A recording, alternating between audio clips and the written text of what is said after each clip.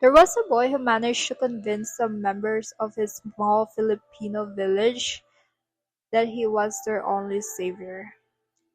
In the aftermath of devastating earthquake in year 2019, villagers says the attractive young man warned the survivors that a wave of aftershocks and tsunamis would send them all to hell unless they follow this man to paradise.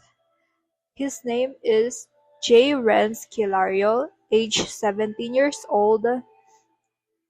He is also known as Senior Agala and will be the leader to the newly established Socorro Bayanihan Services Incorporation, or also known as SBSI. These were alleged, but allegedly the people were encouraged to give 40% of their salaries, government benefits, and profits from property sales directly to this newly built community. And for many years, little or only a few people had known about the secretive mountain community until rumors have started to spread out. They have child marriages. They have forced labor for the children and for the adults. They are training children to be warriors, to be soldiers of God, is what the rumors or people on the land were hearing about. Little did they know that their Savior, or that the man they thought was a reincarnation of Jesus, had promised them heaven, but in the end will deliver them hell. Now, Senior Aguila and 12 of his loyal followers are facing charges of human trafficking, kidnapping, and illegal detention.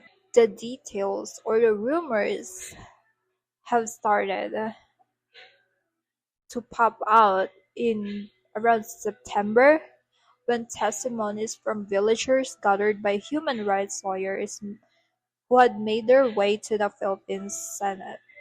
The inquiry brought together survivors and leaders of Socorro Bayanihan Incorporation, including Kilario. Some of these evidences came from child survivors who goes by name Jane. It's not their real name. She told the hearing that at the age of 14, she was forced to marry an 18-year-old man and told that she must have sex with him, and that if she says no, then his husband had permission to rape her. She said other girls had been forced to marry at just the youngest age of 12 years old and were forced to have sex with Kilario as well as their husbands. There are 12 there are two 12-year-old boys who t- who had testified that they were tasked to do hard labor and military training by Kilario's private army. During this inquiry, though, Kilario denied allegation that he has a private army or that he had taken advantage of minors, and he also filed a counter-affidavit against the Department of Justice investigating him. He claimed that he was still young and he did not finish education yet, and thus he could never do such things with all the allegations thrown by thrown at him. He also stated that yes, they allowed children to go out of their premises and they're not um, detaining them. He also even said that these children are allowed to go to school and no one is stopping them from doing so. Now, they accumulated Now there was an attorney who accumulated that in this community there was 3,560 members of the religious people. Now there was an attorney who stated that there was 3,560 people in this community in Sitio Kapihan. According to him, the, there, they followed a daily routine which started around 2:30 a.m. by doing prayers and then military exercises, as well as including jogging with backpacks full of rocks. So if you could imagine an anime male character at this point doing training to keep stronger, this is what Senior Agala has been building for. Members then take part in firearm assembling and disassembling before starting work. If they relate to any of these routines, they'd be either beaten up, and this was just one of the ways the group was alleged to have been able to commit their crimes. And there was also this excessive control through hard rules and severe punishment and the suppression of inde- independent thought, as well as charismatic leader who encourages blind fanaticism. There was also an alleged that the group is running an underground drugs laboratory in a bunker near where Kilario and his fellow leaders live.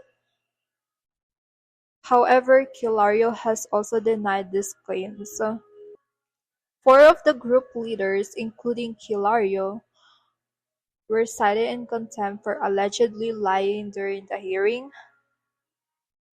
They are still under Senate custody while the Department of Justice continues investigations. Now, one of the senator in the Philippines, Senator Hontiveros, said the committee witnessed there was worse than they expected, in which they noted at least 22 child marriages had been formally recorded by Department of Social Welfare and Development, including including some that had born children from these marriages.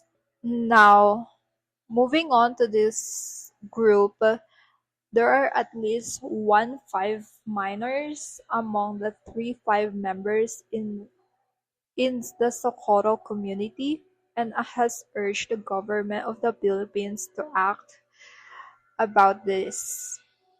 Now then, there are reports and tensions on the island that are escalating, and there are fears that the senior leaders of the group known as the Aguila or Soldier of Gods may pose a threat. When police investigation began in September, videos circulated online showing hundreds of SBSI members shouting for justice. In one, Kilario was seen crying while supporters angrily complained about the alleged harsh treatment against him. In response to those scenes, Socorro Mayor Riza Rafoncel Timkang brought in armed forces and Philippine National Police to secure the town and set up a local task force to monitor the violence. One of the local task force members said the extra checkpoints and the presence of both police and armed forces has helped but there remain concerns for members of the community.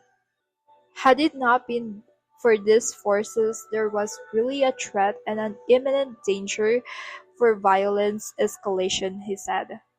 Mr. Sanko, one of the local task force, said some members of SBSI had taken the charges against Kilario as vindication of their belief in him as the second coming of Jesus. According to them, there is a biblical saying that you should be happy if you will be persecuted, because the prophets who came before you were also persecuted. There are some people who have reached out to the Socorro municipal officers saying they want to leave the cult, but they were concerned that the Agala might stop them and become violent against them. All the people there know some martial art as well, and they know how to use knives, and the Agalas, well, as mentioned before, they know how to use firearms. So the people who wanted an out were afraid that the Agalas will come after them. Mr. Sanko said he was worried about the two of his sisters who are member of SBSI. He added that they and other members would be welcome back into the community at any time. They are only victims of the sinister plot of these leaders. And he also said that he would be very happy if they will return to the lowland. Some of the people, according to Mr. Sanko, have already sold their houses, their properties, mainly because Senior Agala told them to, because according to this leader, the end of the world is coming. So in the end, Mr. Sanko were appealing for support to provide temporary shelter for these people, and very much willing to welcome them in the community and for them to be reintegrated into the mainstream society. That was all about the story of Senior Aguila.